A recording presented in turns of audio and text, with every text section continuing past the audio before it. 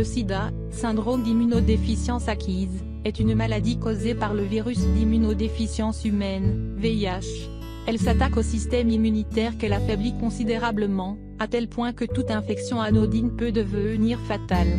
Le sida est transmis par transfusion sanguine, par voie sexuelle, et de la maman à son bébé. Quels sont donc les symptômes du sida? 1 à 2 mois après l'infection du corps par le VIH, 40 à 90% des gens ont des symptômes qui ressemblent à ceux de la grippe et qu'on appelle syndrome rétroviral aigu, SRA. Mais parfois, ce virus ne présente aucun symptôme pendant des années et même des décennies après son entrée dans l'organisme. Pendant les premières phases de l'infection, le corps ne donne généralement aucun signe de la présence du VIH, précise le Dr Michael Orberg, le directeur du département de VIH-Sida au centre hospitalier de Kaiser Permanente à Oakland, Californie. En France, 30 000 personnes séropositives ne savent pas qu'elles le sont. On mesure mieux l'importance de faire des tests réguliers. En cas de rapport sexuel non protégé avec plusieurs partenaires ou de prise de drogue en intraveineuse, les risques sont multipliés. Voici les symptômes qui peuvent indiquer que vous êtes séropositif.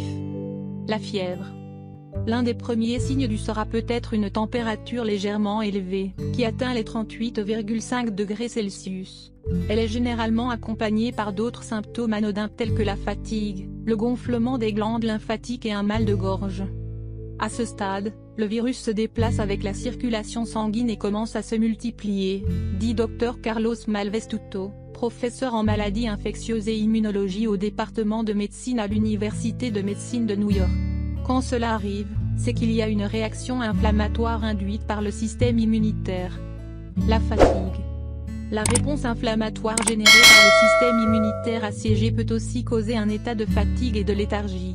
La fatigue peut à la fois être un signe précoce et tardif de l'infection au VIH.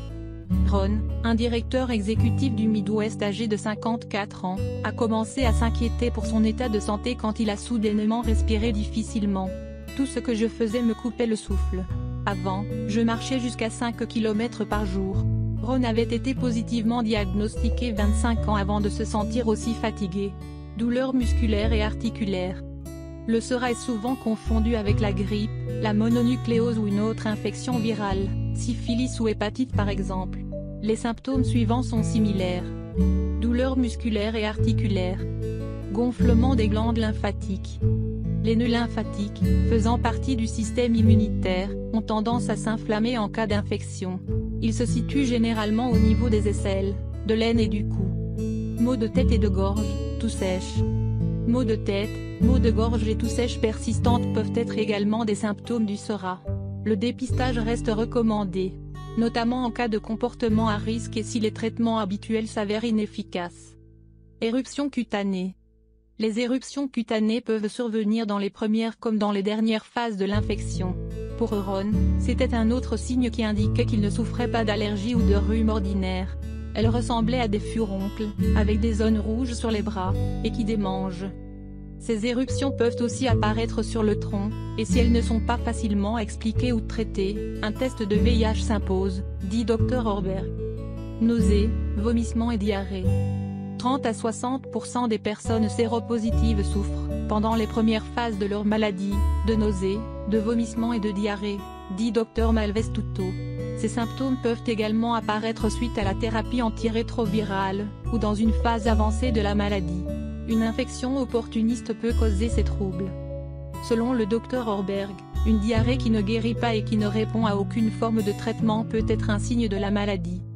Perte de poids. La perte de poids est aussi un signe d'un état d'infection avancé. Une diarrhée sévère peut la provoquer. Selon Dr Malvestuto, si vous êtes déjà en train de perdre du poids, cela signifie que votre système immunitaire est déjà assez appauvri. Selon le département américain de santé et de services humains, une personne qui souffre du syndrome de perte de poids est celle qui perd 10% ou plus de son poids et qui a souffert de diarrhée, de faiblesse ou de fièvre pendant plus de 30 jours. Sueur nocturne. En outre, la moitié des personnes atteintes du sida souffrent de sueur nocturne. Elles surviennent principalement pendant les premières phases de la maladie. Les sueurs nocturnes sont ensuite plus courantes, abondantes et difficiles à éliminer. Elles ressemblent, en quelque sorte, aux bouffées de chaleur dont souffrent les femmes pendant leur ménopause. Changement des ongles. Une infection avancée peut également impacter l'état des ongles. Ils ont tendance à s'épaissir et à se courber, ou à s'effriter et se décolorer. Un autre marqueur de la maladie est l'apparition de lignes noires ou marron. Généralement causées par des infections fongiques, la faiblesse du système immunitaire favorise leur développement. Infection à levure. Le muguet est une autre infection fongique caractéristique des phases avancées de la maladie. Causée par les candidats, elle touche généralement la bouche et l'œsophage. Les douleurs apparaissent lors de la déglutition. L'infection est généralement difficile à éliminer. La prise des médicaments combattant le VIH traite ce type d'infection. L'herpès oral ou génital. L'herpès, oral ou génital, peut à la fois être un signe du SORA et d'une infection avancée par le VIH. Il est aussi un facteur de risque de contamination. L'herpès génital peut causer des ulcères qui facilitent l'entrée du virus dans le corps, pendant les rapports sexuels. Les personnes atteintes de sida ont tendance à souffrir plus souvent d'éruptions d'herpès. Il affaiblit leur système immunitaire. Fourmillement et faiblesse. La neuropathie périphérique est un endommagement des nerfs.